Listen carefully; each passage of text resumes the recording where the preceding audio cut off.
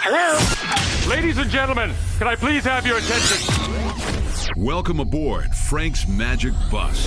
For the next 2 hours, Frank Welch takes you on a musical journey with some of the best deep tracks in classic rock history. You'll hear this week's featured artist and a whole lot more. Now, without further ado, Frank Welch. Well, if you love the Doors, keep it right here for the next hour. We are going to have an L.A. blast, man. Going to get inside the 2012 release of the L.A. Woman album from 1971. We're going to talk one-on-one here in a second with a great keyboardist of the Doors and one of the greatest rock spokesmen ever, Ray Manzarek.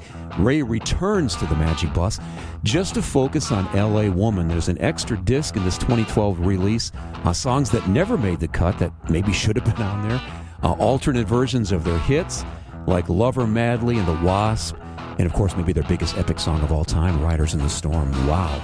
Now, this was the swan song for the Doors. It was done and released in early 1971. And before the end of that year, Jim Morrison pretty much drank himself to death in Paris, and he was gone. So this was it. And maybe they saved their best for last. They had a producer, Rothschild, who quit mid-album. Bruce Botnick took over. And we welcome Ray Manzarek back to Frank's Magic Bus to get into the L.A. Woman album. A special reissue of the 1971 album, L.A. Woman. It's a nice 2-CD package. I love all the alternate takes and the alternate demo versions and different versions of the songs there in disc 2. By the way, I love that. A lot of studio chatter. I hate to admit it, but I graduated high school back in 1971, Ray. That's not bad. There's nothing wrong with that. That makes you a youngster. That's right. You can imagine, you graduated high school, you can imagine how old I was. Oh, listen, man. When I graduated there in 71, a couple of my buddies and I put that thing on the turntable. Of course, it was vinyl, L.A. Woman album. That was a hot album. We were kind of taken aback in a good way at how bluesy that thing it was and how rhythm and bluesy it was compared to some of your other albums. It really was kind of your hardest album. Did you guys set out to kind of go back to your love of blues in this album? Sheer serendipity. It just happened, you know. The songs that we were writing, I mean, we went through the soft parade when we had the horns and strings and the symphonic orchestra and the La Cienega Symphony was playing, and then we did Morrison Hotel. And then the songs just came out bluesy, you know. I think it was the time in America. Well, it was the end of hippiedom, you know. Nobody really knew it, but the vibrations, as we would say, were definitely turning downhill. It was not 1965, 6, 7. It was not the Summer of Love. It was not the Beatles singing "All You Need Is Love." It was the dead Martin Luther King, the dead Bobby Kennedy, the kids shot down at Kent State. For God's sake, the students were actually killed. Our fathers would slaughter us if we tried to take over. And then there was Manson on a personal basis. You know, the guy, Manson was insane. LSD could open the doors of perception and show you heaven, but it would also unleash the demons of hell, and that was Manson and his followers. So things were turning kind of glum, and I think that's what came out. It was a retreat into the blues for us. It was a retreat into safety, the safety of the blues and the perpetuality of the blues.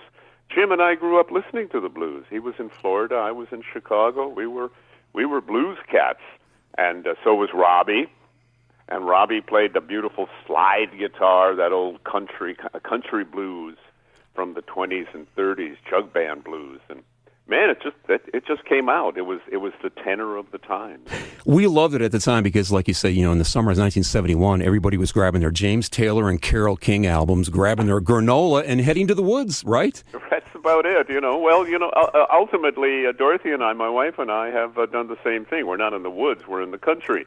We moved out of L.A. and when we came up here, we're living in the Napa Valley, in wine country. So, you know, I think ultimately everybody does it, but granola in the forest. Yeah, 1971, man. Hey, grab your ecology patch, the little green and white.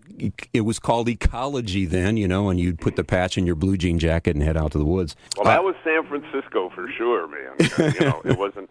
That was not L.A. Well, L.A. was natural because the sun was out, you know. I mean, L.A. and Texas, the sun is out. You know, there's a lot of sunshine, you know. Hi, this is Ray Manzarek of The Doors. We're rocking with Frank Welch. as we continue our conversation with Ray Manzarek, and we are spotlighting the L.A. Woman 2012 reissue with bonus material. We're talking one-on-one to the Doors' Ray Manzarek. Now, by 1971, couldn't the Doors pretty much do what they wanted to? You know, you mentioned all the other albums you had done by the time you did L.A. Woman and released it in 1971. By that time, you guys were such veterans of, you were at the top of the rock world, all these albums behind.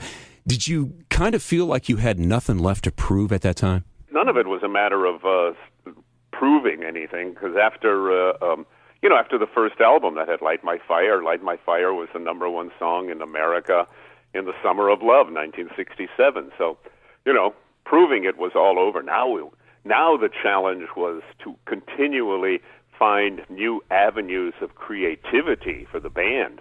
What do we do this time? What do we do next time? How does this song go? Is this a good song, or is this a so-so song? And some of the songs were so-so, and so you don't record them. They don't make the cut. As we continue our conversation with Ray, their producer, as we mentioned, Paul Rothchild, quit in the middle of the album. So they took on a new producer, a guy they were working with already, Bruce Botnick, and he sifted through these session tapes not too long ago for the special 2012 reissue, and they found a gem. You mentioned songs that didn't make the cut of the L.A. Woman album. Now, Bruce Botnick was going through the tapes and found a nugget, didn't he? How about that, man? Here's what happens. It's going to be the 40th anniversary of the Doors. It was about 6 months ago. And we said, let's do an honoring of Jim. Let's do something for Jim. It's his last album on planet Earth, the last one he sang. The Riders on the Storm was the last song he ever put his voice to in the recording studio. Let's give him a little tribute. So I said, okay, let's start listening to everything we did on the L.A. Woman session and see what we can find, see what outtakes are there, see if there's any studio chatter, just all that stuff, see what's there. And lo and behold, Bruce Botnick says, he calls us and says, hey, you got to come to the studio, man. I just found a new song. We said, what are you talking about? He said, yeah, when we had Blues Day, we got this great blues song, She Smells So Sweet. And immediately it's like the title is, whoa, which part of her body are you talking about? Knowing Morrison. I leave that to your imagination, and to all the guys that are listening to this show, I'll leave that to your imagination. I was thinking the same thing, man. So we go and listen to the song, and it's like, I don't remember this song. John and Robbie, nobody remembered recording that song. It was almost as if Jim sent something from the beyond. Hey, here's a new song for us, man. It's a little bluesy thing that I just dashed off the other day up here in eternity. So check this one out. Because when did we do this? I know that's me playing, that's Jim singing, that's John and Robbie. I mean, that's all of us playing, but holy cow, man, where did this thing come from? Buried treasure. It's really bizarre. It's Doors' buried treasure. I agree. In fact, it's almost as good as Love Her Madly. It sounds like it could have been a good single off that L.A. Woman album. It has the whole sound of that album to it. Yeah. Yeah, I'm surprised it wasn't on there. I'll tell you why it wasn't on there. How many songs can you fit on an LP? I know. You've LP is about 40 minutes. If you've got anything more, 20 minutes per side, you can cut that thing hot. And that's what we did. We said, no, let's make it hot. We want that album to be hot. And so it was. There was plenty of room in the grooves, as there were on LPs in those days. You add more songs, and you got to make it softer. And we didn't want to do that. We wanted to be as hot as the Beatles. I was going to say, if you asked that same question to the Beatles, they would have answered the White Album. How many songs can you put on an album? And some don't belong on there, of course.